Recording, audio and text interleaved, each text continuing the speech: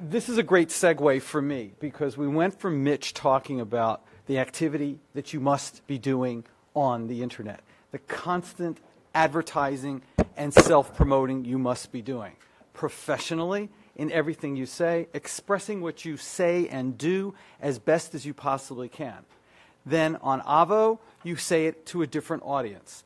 On LinkedIn, your audience is the entire business community. So it went from Mitch to the universe, from the universe to a small lawyer-to-lawyer business community. Now we're talking about the business community. If any of you do business with business people, LinkedIn is where you need to be.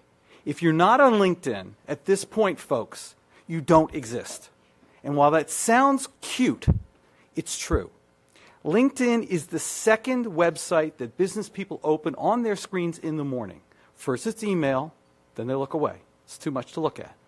And then they look at LinkedIn. What happened on LinkedIn?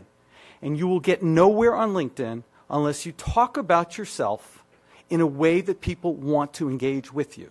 Now, Mitch hit on that, and Dan hit on that a little bit. For those of us who were born in the last century, which I think is everybody in this room, we were all taught not to talk about ourselves. We have to get out of our own way. We have to now get out there and talk about ourselves in a way that people will want to talk to you back. But where do you reach them? Where do you engage them? How can I help you? What do you need? This is who I am. That does not mean copy-paste your resume on LinkedIn. If you've done that, you may as well shut it down now because no one's going to read it. You have to use the pronoun I and power verbs. And we'll talk a little bit about that in just a second.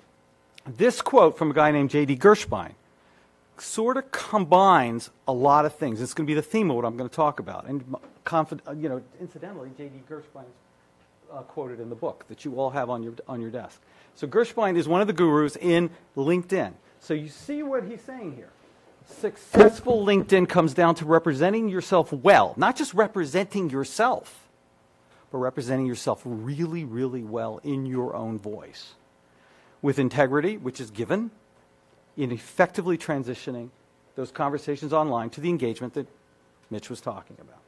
So we're going to go all of these. I've got 35 slides in 20 minutes. I've never spoken so fast in my entire life, but here we go.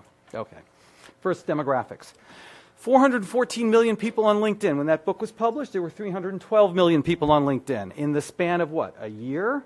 It's grown 100 million people all around the world, primarily in East Asia, South Asia, but as it grows, better people come to LinkedIn, because this is where the world is doing business right now. The currency of business is LinkedIn.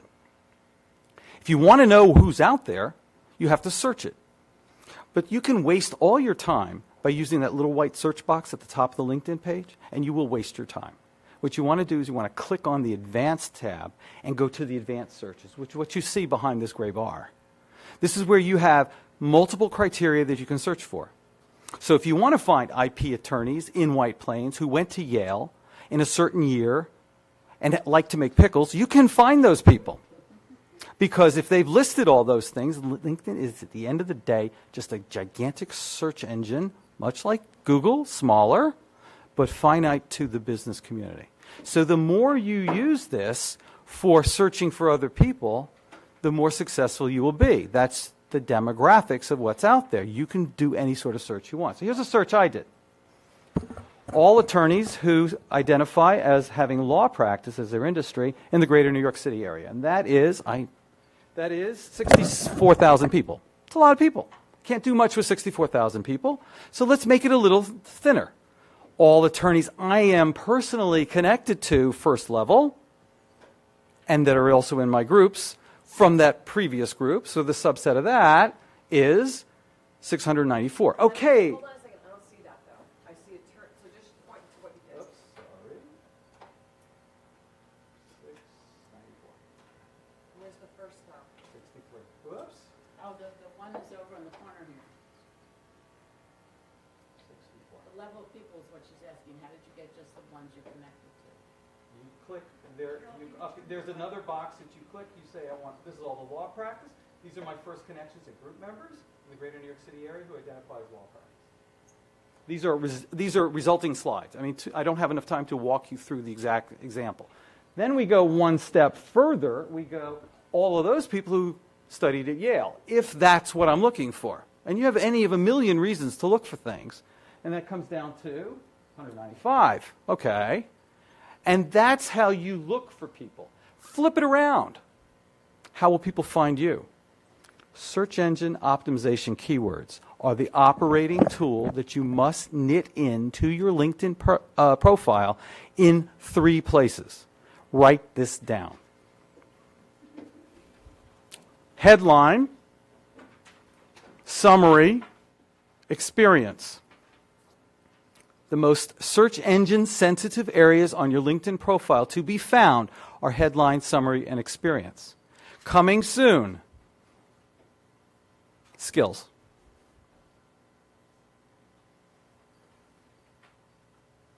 Do you need to buy a subscription to LinkedIn or not?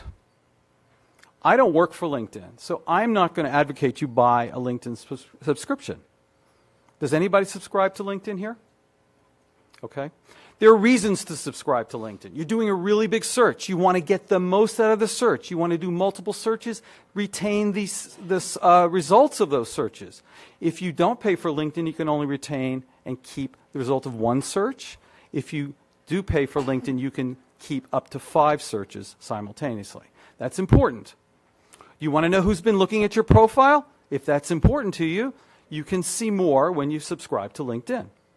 Do you want to be able to send in-mails, which are direct messages to people you do not know, to engage them? If you know how to write in-mails effectively, you'll do well with in-mails. But if you don't know how, why waste the subscription on writing in-mails?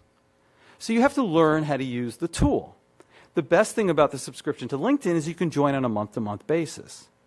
So if you decide you're going to do a big project like I was talking about before, you can sign up, pay for a month, do your research, get the research out, and then drop the subscription. And there I've spent a little bit of your money, but I haven't wasted your money. When does a profile become successful? Well, I love this slide, but it's really busy. If you're familiar with Simon Sinek, start with why. The key to a successful LinkedIn profile is not saying who you are and not saying what you do, but the key is to say why you do what you do. And that is so effective to differentiate yourself from another person who does exactly what you do generically in how you self-express why what you do is important to you. And that's when people buy not with their mind, but with their gut, their heart, and their mind. And the more attractive you make your LinkedIn profile look by adding video, and you were so right, Mitch, about video.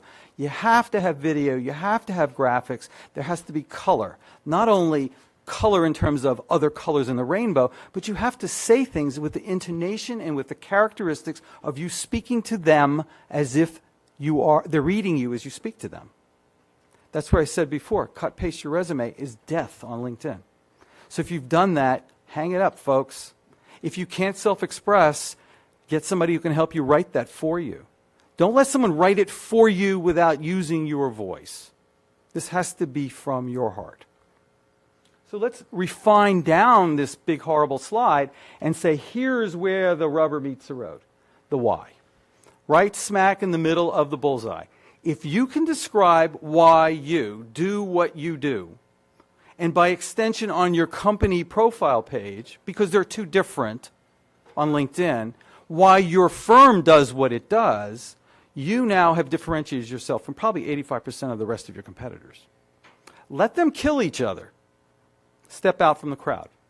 And that's going to be really important to you, because when people are searching for you on LinkedIn and they find you in a search and you're on a short list, they're going to buy from you or at least ask you to show your stuff if they buy into what you're saying and how you're saying it.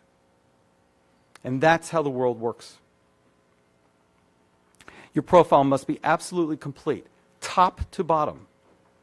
Headline, photo, all the way to the bottom. I have a really good colleague, he's an attorney, he has a joke on the very bottom of his LinkedIn page. And if somebody says to him, I really like that joke, he knows how far they actually read. So find a way to make people want to start at the top and read all the way down. Think of the newsstand. The headline screams out what you're about to read. The first paragraph, in this case on LinkedIn, the summary, tells them what they're going to find out about. Make them want to read down to the end of the article. Then you win, or they leave. If you haven't engaged them, they leave. So your profile must be absolutely complete. Now, LinkedIn has a very strange way of calling you an all-star. You can be an all-star, but you can put gobbledygook in every single section on your LinkedIn profile. That's wrong. Make every single section that you fill in, and all of the sections that you fill in, absolutely the best thing you can produce. This is a free micro website for you in your own voice.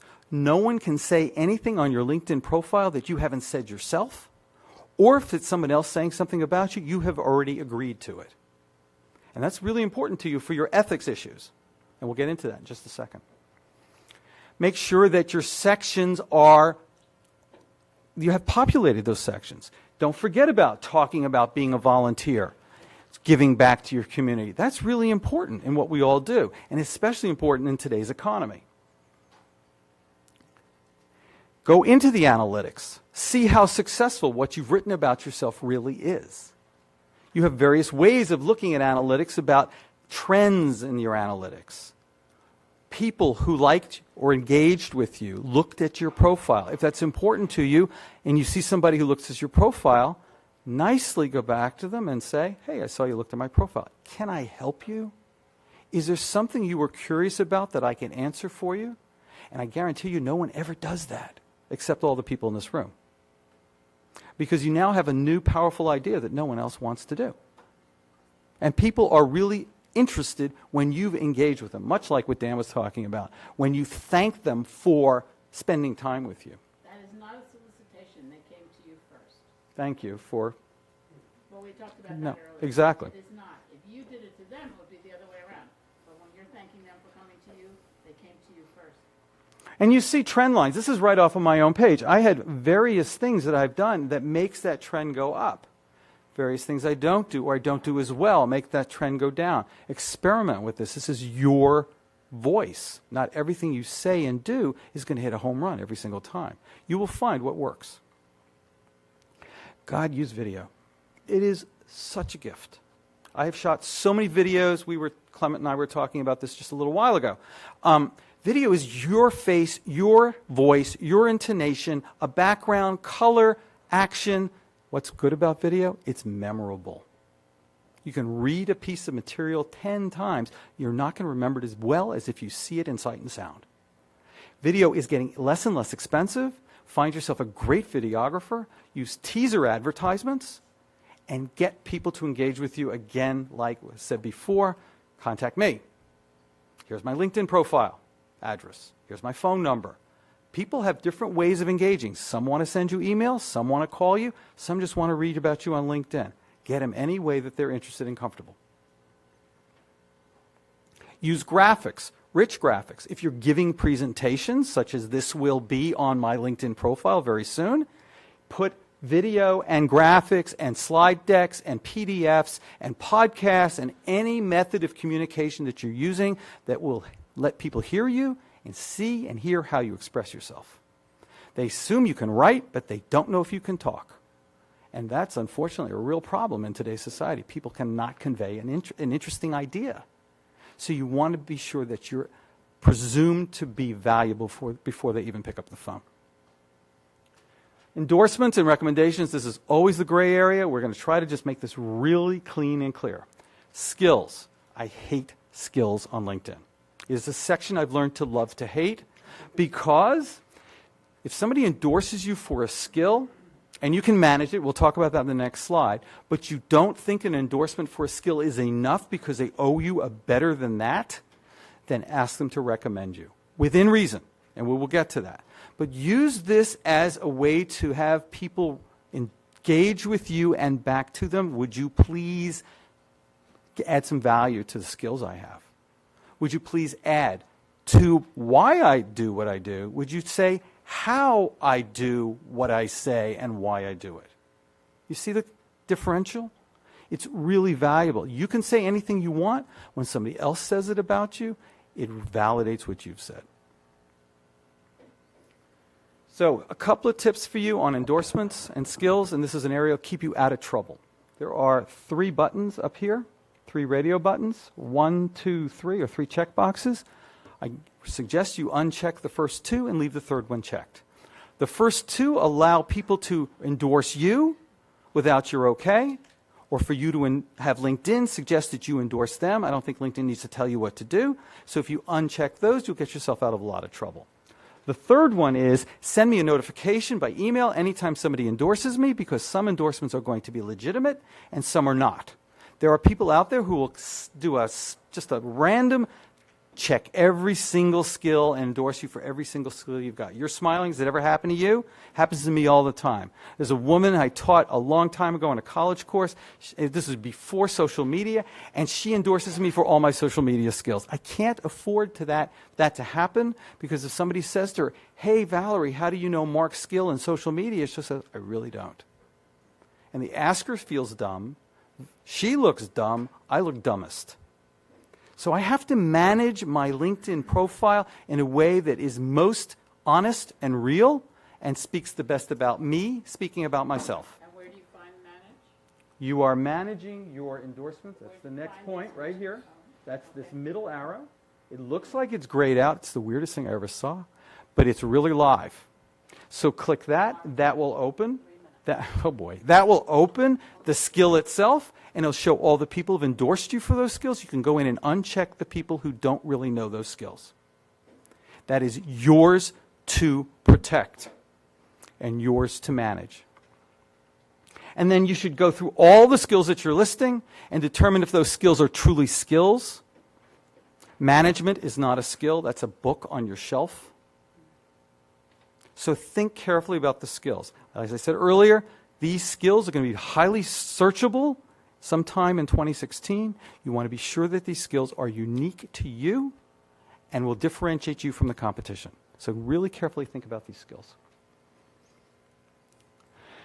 Recommendations, again, gray area. Here's 3 pretty good, better, and best recommendations I've actually pulled from other people that I've worked with. You can receive recommendations for your work so long as they don't say anything that cannot be sustained and makes it seem like you walk on water. First one, you can read for yourself. I'm just going to fly through this. Second one, better, best, and by teaching what not to do, this is horrible. So be careful for broaching the ethics by a recommendation such as this. Commitment. The commitment is yours. If you're not willing to spend the time on LinkedIn, then you're not willing to spend the time on your brand. And everybody in this room is a brand. And if you're in business for yourself, and especially if you're a solo, I'm a solo, I'm not an attorney, but I'm a solo, I work very, very, very hard to come across and brand myself within the tagline that I use called "We Exceed Expectations." Now that I'm exceeding the time and not just the expectations, I'll just blow through this a little bit quicker. You're here not to be average. No one gets hired because they're average. So how do you show yourself as being awesome? You're the yellow guy who steps out from the sea of blue guys. Your competition is all the blue guys. The yellow guys win every single time because you're memorable. If someone's at a cocktail party and they say, "Hey, I need an attorney, a litigator in healthcare issues. Who do you know?" And you come to mind, you have accomplished what you want. But you have to reinforce your difference and your differential from the competition every single day and in every single activity you have on LinkedIn. And earlier I said you have a company profile. You can create a company profile for your firm, which should speak in different language about your firm. Even though it's you, then it should speak about your personal profile. And these are 2 ways to use valuable real estate on LinkedIn that you will not be able to lose your commitment. You must continuously, as you said, Dan, feed the beast. This is a beast. It is very hungry. Your readers are hungry. Your readers want to know your successes. They want to know when you're going to make a speech, when you've published a position paper, when you've been involved in something. You have the need to tell them, because who else is going to tell them if you don't tell them? If you wait for somebody else to tell them, they won't tell it anywhere as well as you can tell them. So go out there and talk about yourself, because you are creating the brand around yourself. and share material. You have 3 great ways to share material. You can post original content that you have written in an essay format it's a long form post. These are the various posts I've had recently. You can share material that you've read that other people have written by pushing it out to everybody you're connected to. And then you're still using your time and your voice effectively because you're curating all the stuff that we read on a constant basis, distilling it down to the best of the best, and pushing it out to the people that you want to know this. And finally, you can be the good person and you can comment on someone else's mentions. And if it's a like, okay, that's fast, it's furious, it doesn't tell people why you like it, comment with why you like it. Let other people know that this is important to you and therefore to be important to the people that you're connected to. These take very short periods of time. Quick advice. Mind the database. It's there for you. Always be self-expressive. And continuously look and connect to people who are beneficial. Do not connect to people you do not know. That's not going to help you. In fact, it could only hurt you. Your knowledge is what is in your head. Do not give it away for free, but share the pieces that will make people want to come to you on a regular basis because you are a thought leader and an expert. Ask them, your connections, what they can help you with. Give back to them. It's more than a 50-50 compromise. And the endorsements and recommendations need to be used very, very cautiously. Thanks.